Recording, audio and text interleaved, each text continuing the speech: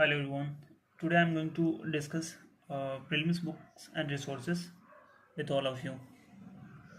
अगर आप पहले से कोई रिसोर्सेज को फॉलो कर रहे हो 70th बीपीसी के टाइम, तो उसे चेंज करने की ज़रूरत नहीं है. बस उसी को मल्टीपल टाइम रिवीजन करना है. आइए हम आज बात करेंगे कुछ नए स्टूडेंट्स के लिए, लाइक जो 71st देना चाहते हैं या फिर अपकमिंग कोई भी और प्रीलिम्स देना चाहते हैं उनके लिए. देखिए, इन मतलब सारे सब, first of all we have to discuss what was the subject. First one is current affair, then history, then geography, polity, economy, Bihar special, and science. Because without knowing the syllabus, we can't handle the exam. Okay.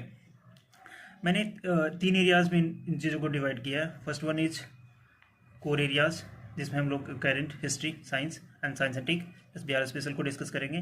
Then second one is emerging section, and third one is other areas. हम लोग एक एक करके one by one discuss करेंगे. Okay. First one is current.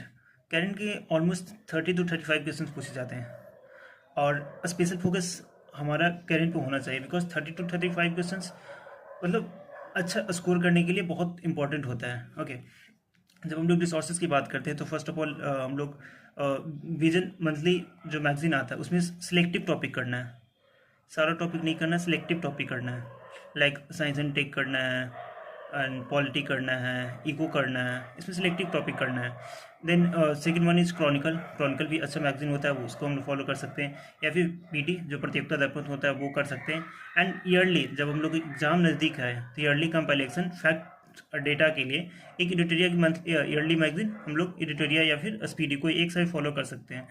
And special focus होना चाहिए national और international current oriented, जो भी जो करंट अफेयर्स क्वेश्चन होते हैं वो स्पेशल फोकस होना चाहिए नेशनल और international affair.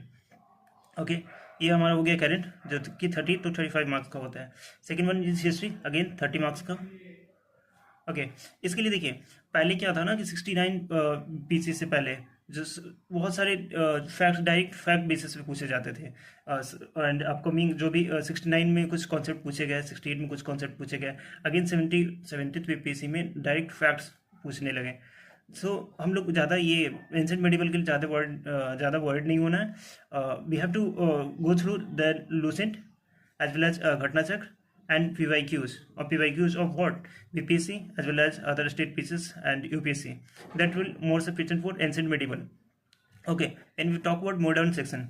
A spectrum is prominent book, and उसमें भी important thing हम ज़्यादा फोकस करना है, like Gandhian eras, like important sessions, like Gandhian movement, so educations, phrase, ये सब मतलब important governor general, viceroy, important section को फोकस करना है. Okay.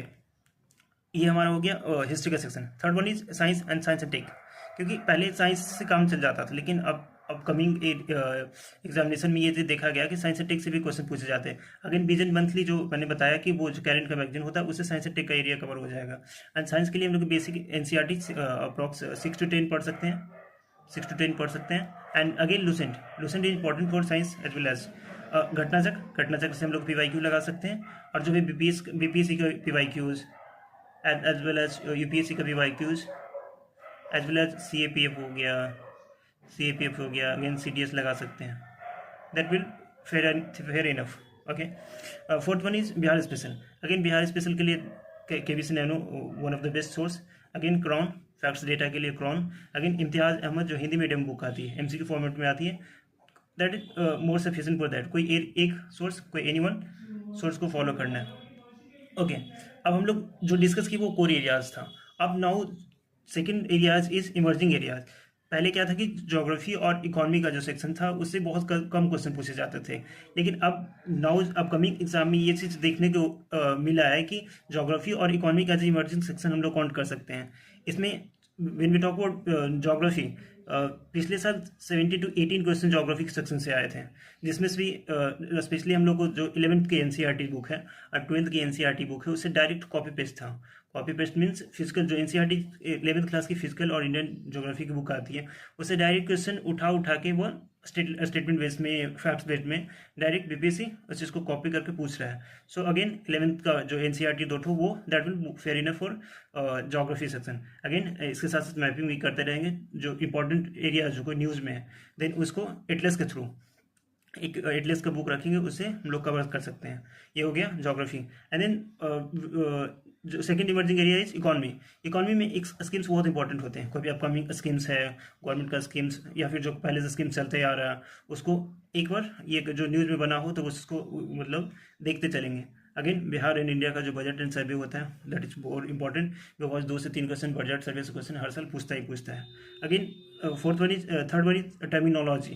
Terminology means what, CRR क्या है, SLR क्या है, रेपो रेट क्या है, रिवर्स रेपो रेट क्या है. अगेन इसको देख लेंगे. फिजिकल पॉलिसी भी इंपॉर्टेंट एरिया रहा है, मॉनिटरी पॉलिसी भी इंपॉर्टेंट एरिया रहा है, because okay. Third emerging areas को हम लोग अदर एरियाज में काउंट कर सकते हैं, जिसमें पॉलिटी और मैथ्स एंड रीजनिंग को रखा है हमने.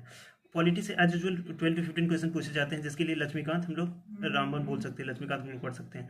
एज वेल एज लक्ष्मीकांत के साथ साथ घट्टा चक्र हम लोग ये कर सकते हैं PYQ के लिए, PYQ like UPSC as well as other state PCS. And at the same time हम लोग लूसेंट को फॉलो कर सकते हैं, बिकॉज इंपॉर्टेंट लूसेंट में क्या है कि एक सेग्रीगेट मैनर में इंपॉर्टेंट जो भी आर्टिकल्स होते हैं वो एक साथ दिए रहते हैं, like source of the constitution जो कि बीपीएससी हमेशा पूछते आता है, तो यहाँ से हम लोग कवर कर सकते हैं. ये हो गया हमारा पॉलिटी. देन पॉलिटी लक्ष्मीकांत पढ़ना क्यों जरूरी है, बिकॉज प्री कम मेंस होता है. बिकॉज प्री में जो पढ़ना ही होता है वही चीज़ हम लोग को मेंस में डायरेक्ट पढ़ना होता है, like election commission and many more topics, governor, president.